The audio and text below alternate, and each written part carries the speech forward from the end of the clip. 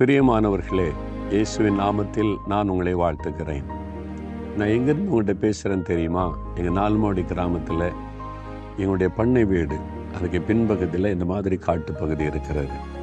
தேரி காடுன்னு சொல்லுவோம். இங்கே இந்த மாதிரி முந்திரி மரம், கேஷனட் ட்ரீ, பனை மரங்கள், இது மாதிரி முள்ளு மரங்கள் இதான் அதிகமாக இருக்கும். தேரி காட்டில் நான் இங்கே ஜெபித்து கொண்டு இருக்கும்போது தான் 78ஆம் வருஷம் தேவன் எனக்கு ஒரு பெரிய தரிசனத்தை கொடுத்தார்.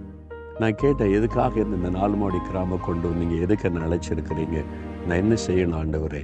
பெரிய தரிசனத்தை காண்பித்தார். இந்த கிராமத்திலிருந்து உலகமெங்கு நான் சுவிசேஷத்தை சுமந்து செல்லுவேன். இந்தியா முழுவதும் மிஷினரிகளை அனுப்புவேன். இந்த மாதிரி திரளான மக்களுக்கு நன்மை செய்யும்படியான பல திட்டங்கள் என்று தேவன் தரிசனத்திலே காண்பித்தார். நான் அதை பார்த்து சந்தோஷப்படலை, பயந்து விட்டேன். இந்த கிராமத்திலிருந்து இவ்வளோ பெரிய திட்டங்கள் எப்படி நிறைவேற்ற முடியும்? ஆண்டவர் சொன்னார், நான் உனக்கு வாக்கு கொடுத்திருக்கிறேன், நிறைவேற்றுவேன் என்று.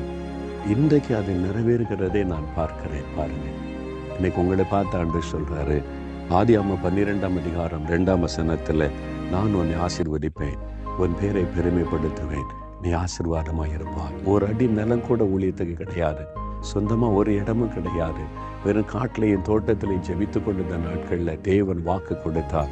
இன்றைக்கு அதை நிறைவேறி கொண்டிருக்கிறத பார்க்குறீங்க. இன்னைக்கு உங்களுக்கு வாக்கு கொடுக்கிறார், என் மகனே, என் மகளே, நீ ஆசீர்வாதமாக இருப்பாய், உன் பேரை நான் பெருமைப்படுத்துவேன்.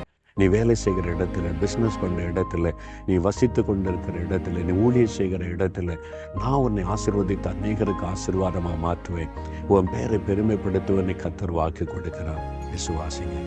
அன்றைக்கு ஆண்டவர் கொடுத்த வாக்குத்தை தந்த தரிசனத்தை நான் விசுவாசித்தேன். அதை வைத்து நான் ஜெபம் பண்ணினேன். நாங்கள் ஆண்டவர் சொன்னார், ஒரு ஜெபக்குழு ஆரம்பி, நீங்கள் ஜெபிக்க ஜெபிக்க ஜெபிக்க இதெல்லாம் நிறைவேறும்.